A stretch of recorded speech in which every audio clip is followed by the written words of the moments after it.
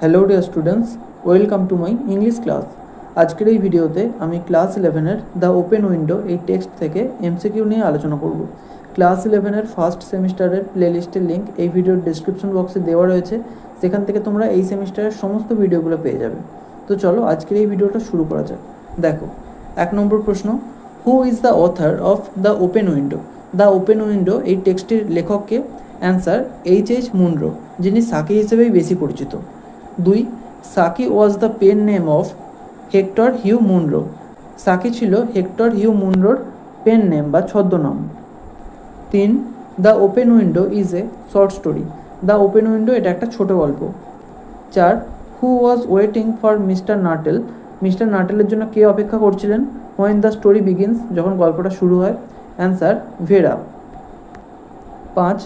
What was Vera's relationship with Mrs Sappleton? Mrs স্যাপলিটনের সাথে ভেরার সম্পর্ক কী ছিল? অ্যান্সার নিস, অর্থাৎ ভেরা মিসেস স্যাপলিটনের নিস বা ভাইঝি। 6. What was Mister Nuttel's first name?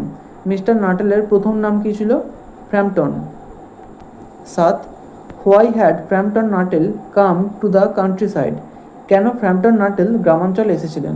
Answer for a nerve cure, তার স্নায়বিক সমস্যার চিকিৎসার জন্য। 8. Who had given Framton letters of introduction? কে ফ্র্যাম্পটনকে পরিচয়পত্র দিয়েছিলেন? Answer his aunt. 9. According to Vera, ভেরার মতে ফর হাউ মেনি ইয়ার্স, কত বছর ধরে had Mrs Sappleton kept the window open? Mrs Sappleton জানলাটা খোলা রেখেছিলেন? Answer 3 years.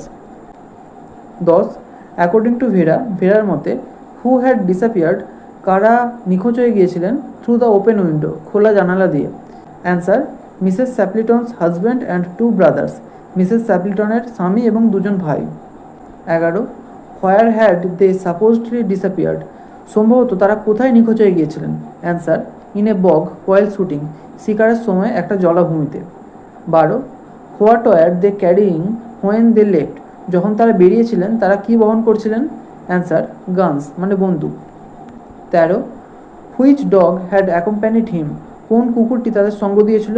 Answer a brown রিট্রাইভার, একটি বাদামি রঙের রিট্রাইভার কুকুর। 14. What did Mrs Sappleton keep talking about? Mrs Sappleton কী নিয়ে বারবার কথা বলেই চলেছিলেন? Answer the open window and the hunting party, খোলা জানালা এবং শিকার করতে যাওয়া দল নিয়ে। 15. Why did Framton become terrified? কেন ফ্র্যাম্পটন ভীষণ ভয় পেয়ে গিয়েছিলেন? Answer he believed the dead hunters had returned, তিনি বিশ্বাস করেছিলেন যে মৃত শিকারীরা ফিরে এসেছিল। 16. What did Framton do? Framton কী করেছিলেন when he saw the figures approaching, যখন তিনি লোকগুলোকে আসতে দেখেছিলেন?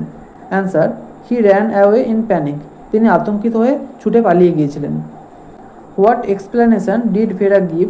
হেরা কী ব্যাখ্যা দিয়েছিল ফর ফ্র্যাম্পটনস সাডেন ডিপার্চার, ফ্র্যাম্পটনের হঠাৎ চলে যাওয়া প্রসঙ্গে?